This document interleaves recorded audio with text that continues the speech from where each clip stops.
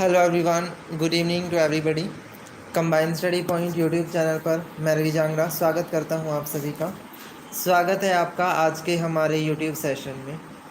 देखिए भाई, आज के जो हमारी क्लास है वो एफएम की है, फाइनेंशियल मैनेजमेंट की, जिसमें ब्लॉक 1 से कुछ बेहतरीन से कॉन्सेप्ट हम डिस्कस करेंगे। थियोरी के जितना मतलब कवर हो पाएगा उतना मैं कवर करूँगा थियोरी का पोर्शन। और न्यूमेरिकल के लिए हमारी कल की क्लास रहेगी, कल मैं न्यूमेरिकल पोर्शन को कवर करूँगा। आज हम सिर्फ इसका ओवरव्यू देखेंगे कि ओवरऑल चैप्टर के अंदर क्या क्या चीज़ें हैं जो हमें पढ़नी है। ठीक है। यूनिट नंबर 1 बेसिकली एफएम का मीनिंग है, उसका स्कोप, ये सारी बातें इसमें आती हैं। सबसे पहले तो फाइनेंशियल मैनेजमेंट यानी वित्तीय प्रबंधन क्या होता है। तो दो वर्ड इसके अंदर आपको दिखाई दे रहे हैं, एक होता है फाइनेंस एंड दूसरा होता है मैनेजमेंट। जब फाइनेंस की बात करते हैं तो वो आपका वित्त है, यानी पैसा कहाँ से हम फाइनेंस को जनरेट कर रहे हैं।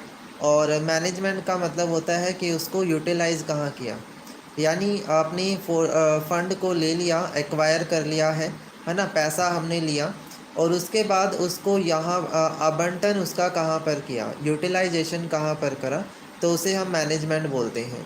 तो ओवरऑल मीनिंग क्या बना कि भाई पैसे को हमने जब एक्वायर करा है, जब लिया है, तो उसको किस तरह से हम मैनेज कर रहे हैं। ठीक। सबसे पहले हम बात करते हैं मनी की। मनी क्या होती है? तो मनी को हम एक करेंसी के रूप में लिखते हैं। जितनी भी करेंसी हम यूज़ करते हैं तो वो सारी की सारी आपकी क्या है, मनी है। ठीक। डिजिटल करेंसी भी होती है बट वो मनी का पार्ट नहीं है। हमने सिर्फ बात करी है फिजिकल फॉर्म की, जिसका एक फिजिकल फॉर्म है यानी एक भौतिक अस्तित्व है, वो ही आपकी क्या है, मनी की करेंसी है। ठीक। यहाँ पर हम बात करें तो कुछ चीज़ें हैं, जैसे कि कोई भी हमने सामान ख़रीदना है, बाय करनी है, तो उसके लिए किसकी ज़रूरत है, मनी की ज़रूरत है। एसेट के लिए, ग्रोसरी के लिए, क्लोथ्स के लिए या फिर अदर आइटम को जब हम बाय करना चाहते हैं, ख़रीदना चाहते हैं, तो किसकी नीड होएगी, मनी की नीड होगी, यानी पैसा हमें चाहिएगा। ठीक। Neha, good evening. इसके बाद दोनों टर्म में डिफरेंस है, difference between money and finance. देखिए, जो मनी है वो सिर्फ करेंसी को डोनेट करता है। मनी में सिर्फ हम फिजिकल करेंसी को शामिल कर रहे हैं, लेकिन जब फाइनेंस की बात आती है तो हर एक तरीके का हर एक तरीका जिससे कि पैसा हम लेकर बिजनेस में लाते हैं, वो सारे फाइनेंस हैं। ठीक है। फाइनेंस में सारी चीज़ें आ जाती हैं करेंसी के अलावा।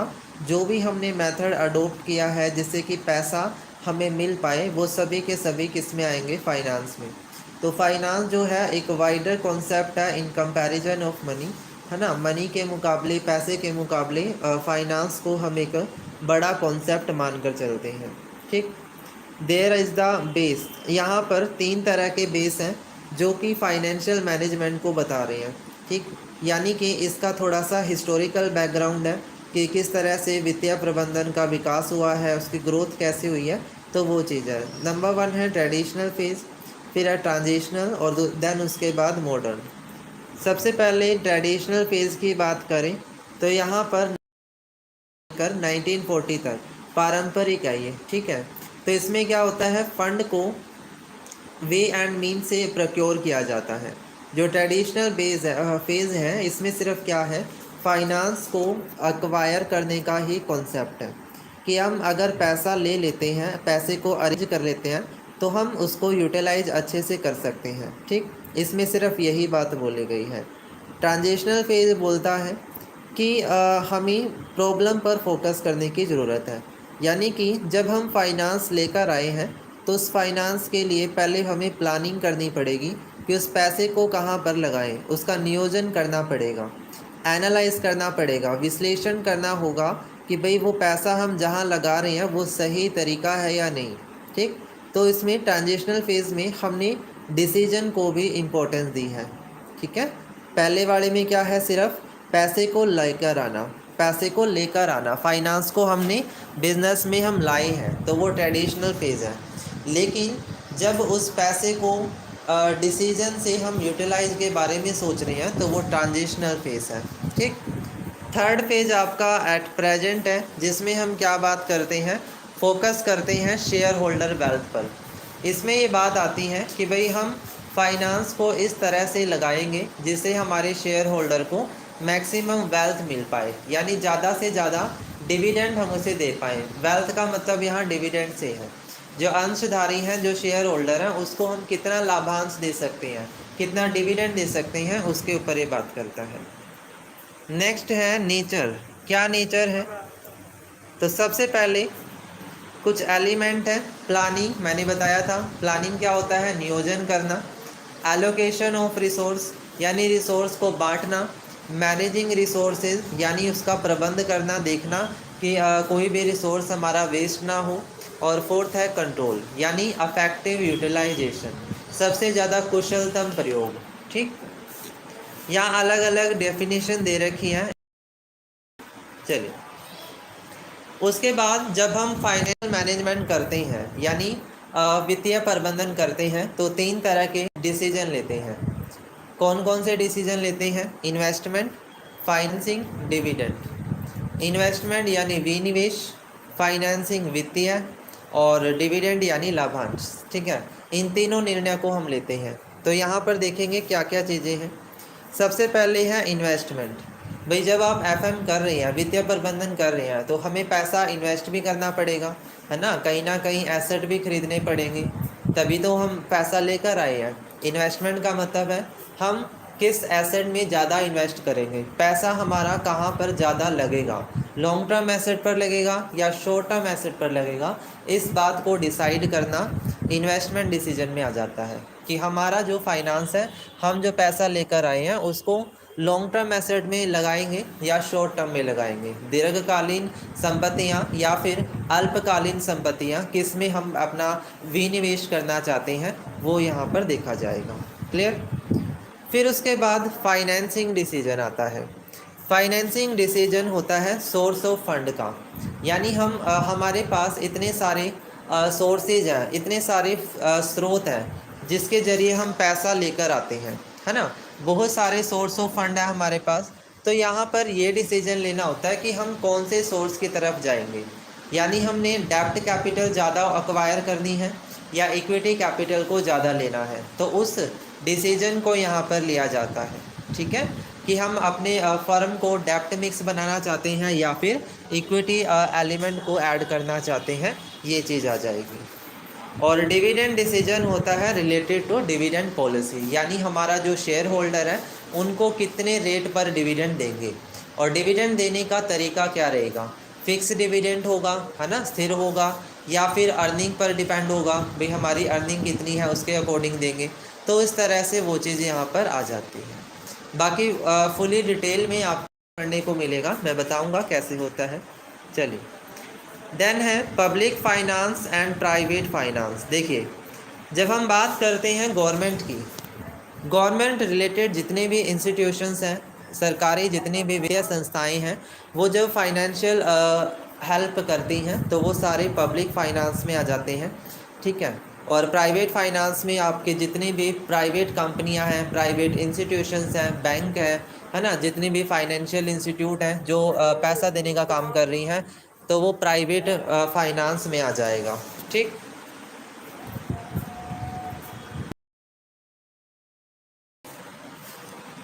नेक्स्ट हमारा पोर्शन है वो आता है ऑब्जेक्टिव ऑफ फाइनेंशियल मैनेजमेंट। मैं लास्ट में क्वेश्चन बताऊंगा इस चैप्टर के कौन से करने हैं, तुम्हें एक बार ध्यान से सुन लेंगे सभी। ऑब्जेक्टिव ऑफ फाइनेंशियल मैनेजमेंट यानी कि वित्तीय प्रबंधन के उद्देश्य। सबसे पहला उद्देश्य है प्रॉफिट मैक्सिमाइजेशन और दूसरा है वेल्थ मैक्सिमाइजेशन, यानी लाभ की बढ़ोतरी होना सबसे इम्पोर्टेंट है। वेल्थ मैक्सिमाइजेशन या संपत्ति जिसको हम बढ़ाना चाहते हैं। ठीक है, तो करेंगे प्रॉफिट मैक्सिमाइजेशन की। ये आपका बेसिकली जो इनकम के ऊपर बात है, भाई हमारी फर्म की एट प्रेजेंट कितनी इनकम है और इन फ्यूचर हम कितनी इनकम करना चाहते हैं, वो हमारा प्रॉफिट मैक्सिमाइजेशन होता है। इसमें कौन से कॉन्सेप्ट आते हैं कि प्रॉफिट क्या है, अर्निंग कितनी है, रिटर्न ऑन इन्वेस्टमेंट कितना हो रहा है, profit before tax and after tax कितना है। तो ये सारी चीज़ें हमारी प्रॉफिट मैक्सिमाइजेशन में आ जाती हैं। इन्हीं के बेस पर हम बता पाते हैं कि प्रॉफिट मैक्सिमाइज हुआ या नहीं। इस अप्रोच के कुछ प्रोज एंड कॉन्स हैं, यानी कि कुछ फ़ायदे हैं और कुछ नुकसान हैं। ठीक है, रिसोर्स के यूटिलाइजेशन, इसको हमें पता लग पाता है हमारे संसाधन का जो आवंटन है वो किस तरह से हुआ। फर्म की परफॉर्मेंस, फर्म का जो परफॉर्मेंस है उसको ये मेंटेन करेगा, मेजर कर पाता है। इंटरेस्ट ऑफ सोसाइटी पता लगेगा और इकोनॉमिक एफिशिएंसी बनी रहेगी, आर्थिक जो कार्यकुशलता है वो बनी रहती है। कॉन्स की अगर बात करें तो एम्बिगियस है, लॉन्ग टर्म प्रॉफिट को इग्नोर करता है, रिस्क एंड टाइम वैल्यू को ध्यान में नहीं रखता। ठीक है, और इग्नोर द क्वालिटी एस्पेक्ट, इसको ये ध्यान में नहीं रखता, अनरियलिस्टिक है। ठीक है, ये अप्रोच है आपकी।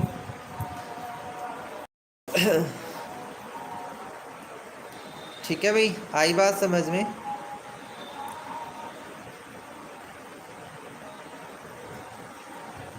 ठीक है ना, मैंने आपको एक टाइम वैल्यू का कॉन्सेप्ट समझाया था, बताया था ना टाइम वैल्यू क्या होती है, कि भाई पैसे का होना एक ज़रूरी है, लेकिन वो पैसा अगर समय से नहीं लगाया गया, टाइम टू टाइम उसको यूटिलाइज नहीं किया, तो उसकी कोई वैल्यू नहीं है। अगर आज की डेट में हमें पैसे की ज़रूरत है तो वो पैसा हमें आज ही लगाना पड़ेगा। ठीक है, तो ये टाइम वैल्यू ऑफ मनी का कॉन्सेप्ट होता है। चलिए सेकंड की बात करते हैं। सेकंड पार्ट है वेल्थ मैक्सिमाइजेशन का। वेल्थ मैक्सिमाइजेशन क्या करता है? प्रॉफिट मैक्सिमाइजेशन की कमियों को दूर करेगा। इसमें गोल क्या रखा गया है भाई, हमें प्रॉफिट को मैक्सिमाइज करना है, प्लस साथ में जो कैपिटल रिटर्न है हमारे उसको भी बढ़ाना है। वेल्थ मैक्सिमाइजेशन तभी हो पाएगी, मतलब अगर हमारी रिटर्न बढ़ रही है तो शेयर होल्डर की रिटर्न भी बढ़ेगी ऑटोमेटिकली, क्योंकि हमारा जो पैसा है वो किसका है तो शेयर होल्डर का। जितने भी शेयर होल्डर कंपनी के हैं उन्होंने ही पैसा लगाया हुआ है, तो उसका रिटर्न अगर नहीं बढ़ रहा है तो वो हमारे पास इन्वेस्टमेंट करना पसंद नहीं करेंगे, और उनकी इन्वेस्टमेंट की हमें सबसे ज़्यादा ज़रूरत है। तो वेल्थ मैक्सिमाइजेशन ये कहता है हमें अपनी कॉस्ट ऑफ कैपिटल को कम करना है, हमारा जो खर्चा है कैपिटल का वो हमें कम करना है और अपनी इनकम को बढ़ाना है। ठीक है, हमारा गोल क्या रहेगा? इनकम को ज़्यादा से ज़्यादा बढ़ाना है। जैसे यहाँ पर एक अप्रोच दी गई है कि A1 divide 1+k, A2 1+k का स्केयर,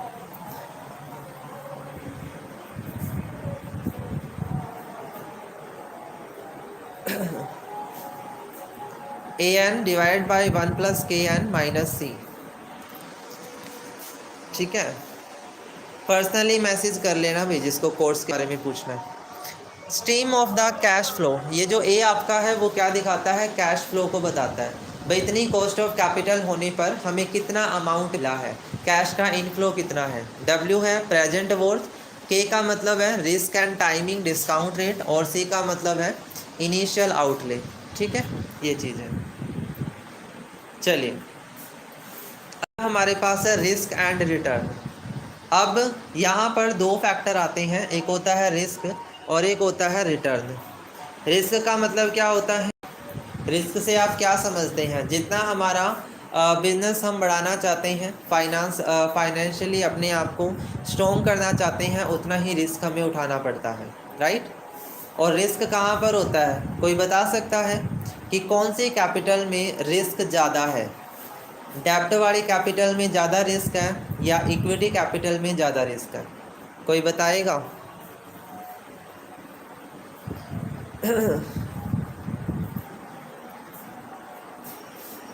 जितना रिस्क हम अपना बढ़ाते हैं उतना ही रिटर्न भी बढ़ेगा। हम ये मान के चलते हैं हमें रिस्क तो लेना पड़ेगा तभी रिटर्न होगी, राइट। इसलिए हाँ बिल्कुल, डेब्ट कैपिटल में। ठीक है जी, इसमें अजम्पशन क्या मानते हैं? एक्सपेक्टेड अर्निंग जो है वो कैश फ्लो के बराबर होनी चाहिए और कोई भी टैक्सेशन नहीं होना चाहिए, तभी हम कहेंगे कि हमारा रिस्क एंड रिटर्न है वो पैरेलली चल रहा है। भाई जितना हमने रिस्क उठाया है उतना रिटर्न हम ले पा रहे हैं। ठीक है जी, चलिए उसके बाद है रोल ऑफ फाइनेंस मैनेजर। हमारा फाइनेंस मैनेजर क्या काम करता है? उसके मेजर फंक्शन है और कुछ अदर फंक्शन है, तो ये आपको बता रखे हैं, एक बार देख लीजिएगा, कोई ज़्यादा मुश्किल नहीं है। कैपिटल रिक्वायरमेंट को एस्टिमेट करना, अनुमान लगाना पूंजी की ज़रूरत कितनी है। ऑप्टिमम लेवल ऑफ इन्वेंट्री को देखना, हमारा जो इन्वेंट्री है, जो स्टॉक है, उसके लेवल को मेंटेन करना। रिक्वायरिंग फंड को प्रोक्योर करना, पैसा उठाना बाहर मार्केट से। एलोकेट करना, आवंटन करना फाइनेंस को। करंट एसेट की मैनेजमेंट करना, है ना, जो अब हमारी चालू संपत्तियां हैं। फाइनेंशियल कंट्रोल रखना। इन्वेस्टमेंट को इवैल्यूएट करना, भाई हमने जो इन्वेस्टमेंट करी है उसके ऊपर रिटर्न कितना मिल रहा है। फाइनेंशियल नेगोशिएशन कर सकते हैं और track of the share prices इसमें आ जाता है। तो ये सारे रोल हैं जो एक फाइनेंस मैनेजर पूरा करता है और यही डिटेल आपकी इन बाकी सारे पॉइंट में भी बताई गई है। अब जो हमारा इम्पोर्टेंट कॉन्सेप्ट बनेगा वो देखिए क्या है। एक तो इसका ऑब्जेक्टिव वाला कॉन्सेप्ट इम्पोर्टेंट है, रोल इम्पोर्टेंट है इसका, मनी और फाइनेंस का डिफरेंस पूछ सकता है, ठीक है। और फिर तुम्हारा जो है रिस्क एंड रिटर्न वाला जो कॉन्सेप्ट है ये भी इम्पोर्टेंट है, पूछे जाते हैं। और जो हमने थियरी पढ़ी थी ना, वेल्थ मैक्सिमाइजेशन और प्रॉफिट मैक्सिमाइजेशन, ये दोनों इम्पोर्टेंट हैं, शॉर्ट नोट में आ जाती हैं। तो शॉर्ट नोट के लिए कर लीजिएगा विद द एक्सप्लेनेशन, ठीक। आगे बढ़े, चलिए 2 ही चैप्टर करेंगे, ज़्यादा चैप्टर नहीं करेंगे, सेकंड चैप्टर और कर लेते हैं, ठीक है, ताकि समझ में आए तुम लोगों को। क्योंकि एफएम अभी टाइम तो है हमारे पास, अच्छे से करेंगे, कोई फ़ायदा नहीं होगा ना ज़्यादा जल्दी करके। देखो, टाइम वैल्यू ऑफ मनी के बारे में क्या बातें याद रखनी है भाई। हमारा मनी की वैल्यू तभी है अगर वो टाइमली अवेलेबल हो जाती है। If we do not gaining our money on a time then there will be no importance. अगर पैसे की ज़रूरत आज की डेट में है और वो 1 हफ्ते बाद आपको मिलेगा तो उसका क्या करोगे, कोई फ़ायदा ही नहीं है। बिज़नेस की ज़रूरत है आज कि हमें 10,000 रुपये आज ही की डेट में चाहिए है और वो पैसा आपको मिला है 1 हफ्ते बाद, तो उसकी वैल्यू नहीं रहेगी, है ना। तो बिज़नेस की नीड है जो इसमें डिफ़ाइन होती है। बस ऐसे समझो भाई, जो भी पैसा हम उठा रहे हैं उसको टाइमली हमें मैनेज करना है और जो हमारी फाइनेंशियल नीड है उसको टाइम टू टाइम हम पूरा करेंगे। इसी बात को यहाँ पर देखा जाएगा, ठीक है जी। Factor for occurrence of time value of money. भाई टाइम वैल्यू ऑफ मनी जो है वो क्यों क्रिएट हो रही है, इसके पीछे कारण क्या है। इन्फ्लेशन हो सकता है, रिस्क फैक्टर हो सकता है, अपॉर्चुनिटी कॉस्ट की डिले हो सकती है। इन्फ्लेशन होता है भाई महंगाई, है ना। अब जहाँ पर सारी चीज़ें बहुत ज़्यादा महंगी हो रही है तो उसमें हमें रिसोर्स परचेज करने के लिए पैसे की ज़रूरत होगी, है ना, होगी ना। फाइनेंस की नीड होएगी, तो वो फाइनेंस अगर इन्फ्लेशन में आपको नहीं मिला, डिफ्लेशन में मिला है या डिप्रेशन की सिचुएशन में मिला है, तो उसका कोई फ़ायदा होगा, नहीं फ़ायदा होगा, है ना, कोई फ़ायदा ही नहीं होगा ना। इसलिए इन्फ्लेशन में इसकी हमें ज़रूरत होती है। रिस्क भी इसी तरह का फैक्टर है, कभी भी हमें अनसर्टेनिटी हो सकती है, कोई लॉस हो सकता है बिजनेस में, तो उस लॉस को बियर करने के लिए फाइनेंस हमारी नीड होती है। तो यहाँ पर टाइम वैल्यू ऑफ मनी की इम्पोर्टेंस जो है वो आ जाएगी। डिले इन अपॉर्चुनिटी कॉस्ट, जो हमारी अपॉर्चुनिटी कॉस्ट है उसको हमारे पास जो ऑप्शन अवेलेबल है उस ऑप्शन को अगर हम आज अवेलेबल नहीं करवा पाएँ due to the lack of finance, तो उसकी वजह क्या होगी, हमारी जो टाइम वैल्यू ऑफ मनी है वो अफेक्ट होगी ना। भाई आपके पास अपॉर्चुनिटी है कि ना आप आज की डेट में एसेट मशीन लेकर आ सकते हो और उसकी कीमत जो 50,000 है, और आपको पता है भाई 1 हफ्ते के बाद उसकी कीमत जो है वो डबल होने वाली है, 1 लाख होने वाली है। तो यहाँ पर हमारी अपॉर्चुनिटी ये कहती है कि हमें उस मशीन को आज की डेट में ख़रीद लेना चाहिए, है ना। यही समझदार व्यक्ति यही काम करेगा। तो अपॉर्चुनिटी कॉस्ट को गेन करने के लिए भी फाइनेंस के टाइम वैल्यू मनी हमें ज़रूरत होगी। मतलब यहाँ पर भी मनी की टाइम इम्पोर्टेंस रहती है। उसके बाद है इंटरेस्ट। इंटरेस्ट का क्या मतलब होता है भाई, जब भी हम पैसा उठाते हैं, बोरो करते हैं, तो उसके बदले में जो इंटरेस्ट देते हैं, ब्याज देते हैं, वो आपका इंटरेस्ट वैल्यू है। सबसे पहले सिंपल इंटरेस्ट होता है। बताओ भाई, सिंपल इंटरेस्ट तुम्हें सीखा हुआ सभी ने पता होगा।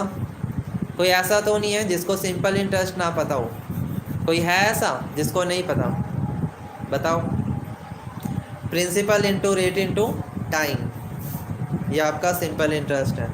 ये देखो, ये मनी बोरोड इंटरेस्ट, और ये बताए गए हैं आपको अमाउंट कैलकुलेशन करके। दूसरा इंटरेस्ट है कंपाउंड इंटरेस्ट, जो हमारा चेंज होता रहता है। इनिशियल आपकी बोरोविंग अलग होती है, और at the time of payment, जब आप फाइनल पेमेंट करते हैं तो उसमें आपका इंटरेस्ट की वैल्यू जुड़ती है, वो कंपाउंडिंग होती है। तो इसमें फॉर्मूला आपका ये रहेगा, future value minus present value. ठीक है, फ्यूचर वैल्यू में से प्रेजेंट वैल्यू माइनस करेंगे, और फ्यूचर वैल्यू के लिए आपको चीज़ें निकालनी पड़ेंगी। यहाँ पर अमाउंट का फॉर्मूला दिया हुआ है P इंटू 1+R की पावर T। ठीक है जी, कर लेंगे। ये आपका फ्यूचर वैल्यू है। फ्यूचर वैल्यू का फॉर्मूला क्या रहता है? प्रेजेंट वैल्यू में इंटरेस्ट जोड़ देंगे। जो एट प्रेजेंट हमारी वैल्यू है प्रिंसिपल की, उसमें इंटरेस्ट जोड़ देंगे तो हमें क्या मिलेगा? फ्यूचर वैल्यू मिलेगा। क्लियर? ये देखो, इंटरेस्ट जोड़ा है बस। और कंपाउंड इंटरेस्ट कैसे निकलता है? दोनों को माइनस करके। उसके बाद अगर हमारे पास फ्यूचर वैल्यू गिवन हो तो प्रेजेंट वैल्यू भी हम निकाल सकते हैं। अगर फ्यूचर वैल्यू गिवन हो तो प्रेजेंट वैल्यू निकाल सकते हैं by on average. Future value को 1+R की पावर T से डिवाइड कर देंगे। बस क्या करा? मैथमेटिकल कैलकुलेशन करी है, कुछ भी नहीं करा। फॉर्मूला वही था, बस थोड़ा सा मैथमेटिकली चेंज कर दिया। ये आपका अफेक्टिव रेट ऑफ इंटरेस्ट है फ्यूचर वैल्यू का, याद रख लेना ये। ठीक है जी। इसके बाद है एन्युटी। एन्युटी में हमें याद रखना है ये वाला फॉर्मूला, ये वाला, ये अमाउंट की डिवाइड रेट से होती है। बार बार इसमें ना रेट चेंज होता रहता है, पहले रेट अलग होगा, फिर रेट अलग होगा, फिर अलग होगा। 1+R की पावर 1, 1+R की पावर 2, 1+R पावर 3, यानी रेट की वजह से आपके टाइमिंग डिफरेंस आएंगे इसमें।